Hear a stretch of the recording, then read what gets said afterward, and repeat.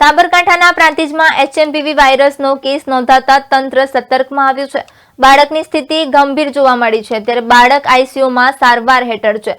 આરોગ્ય વિભાગ દ્વારા 4 ટીમોએ સર્વેની કામગીરી હાથ ધરી છે, ત્યારે ગામના 1674 જેટલા લોકોને સર્વે કરવામાં આવ્યો છે। સાબરકાંઠા જિલ્લાના પ્રાંતિજ તાલુકા સામે આવેલ એચએમપીવી વાયરસનો પોઝિટિવ કેસ સામે આવવાને લઈને તંત્ર સતર્ક થઈ ચૂક્યું છે। આરોગ્ય વિભાગ દ્વારા 4 જેટલી ટીમો વડે સર્વેની કામગીરી હાથ ધરવામાં આવી છે। બાળક હાલમાં ગંભીર સ્થિતિમાં છે અને તેને આઈસીયુમાં સારવાર હેઠળ રાખવામાં આવેલ છે, જેને માટે તબીબીનો વિશેષ ટીમ દ્વારા દેખરેખ રાખવામાં આવી રહી છે।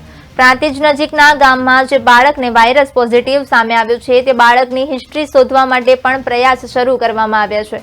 ગામના 1674 જેટલા લોકોનો સર્વે કરવામાં આવ્યો છે, જેમાં 264 જેટલા બાળકોનો સર્વે કરવામાં આવ્યો છે, જેના એચએમપીવી વાયરસ જેવા લક્ષણો છે કે કેમ એ જોવામાં આવી રહ્યું છે।